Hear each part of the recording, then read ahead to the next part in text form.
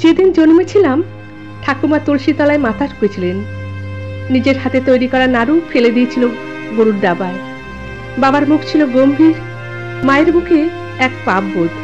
প্রতিবেশীরা সান্ত্বনা দিয়ে বলেছিল পরের বার নিশ্চয়ই ঠাকুর মুখ তুলে চাইবেন। বুঝেছিলাম আমি পরিবারে আনন্দ নিয়ে আসিনি। আমার বয়স এখন 4। আজ আমার একটা ছোট্ট ভাই হয়েছে। সারা বাড়ি জুড়ে সে কি আনন্দ! কেবল নাড়ু নয়, বাবা মিষ্টি বিতরণ করছে। সবাই বলছে ভগবান এতদিন পরে মুখ তুলে চাইলে। 4 বছরের আমি শুধু উত্তর পাইনি। আমার জন্মের দিনটা কেন অন্যরকম ছিল? সেই আমি এখন 16 বছরের। ঠাকুমা বাবার হুকুম হয়েছে স্কুল নয়, বই খাতা রং পেন্সিল ছেড়ে এবার শিখতে হবে সংসারের কাজ। সময় হয়েছে এই বাড়ি ছেড়ে আর এক বাড়িতে যাওয়ার। ভাই স্কুলে যায়, বাবার ইচ্ছে ও যতদূর পারে পড়ুক। আমার কেন পড়া হবে না? এর কোনো উত্তর পাইনি। আমার বয়স এখন 28।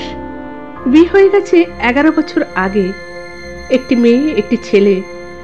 মেয়ে হওয়ার পর শ্বশুরবাড়ির কেউ কয়েকদিন আমার সাথে কথা বলেনি। কেন? এরও কোনো উত্তর পাইনি।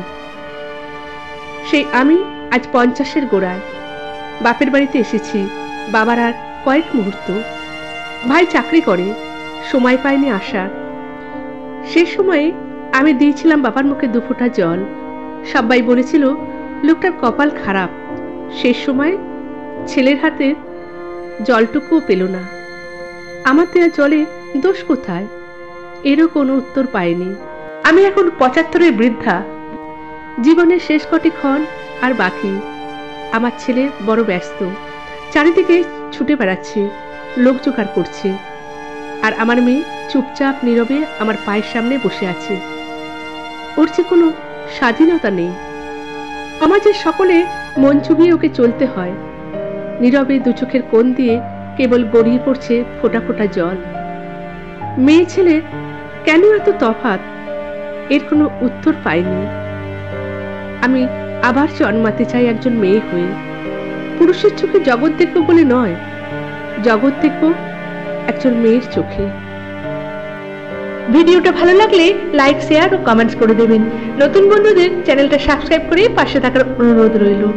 অবশ্যই বেল আইকনটা পুশ করে দেবেন, তাহলে আমার নতুন নতুন গল্প ও ভিডিও আপনাদের কাছে পৌঁছে যাবে। আবার আসবো নতুন ভিডিও নিয়ে। ভালো থাকবেন।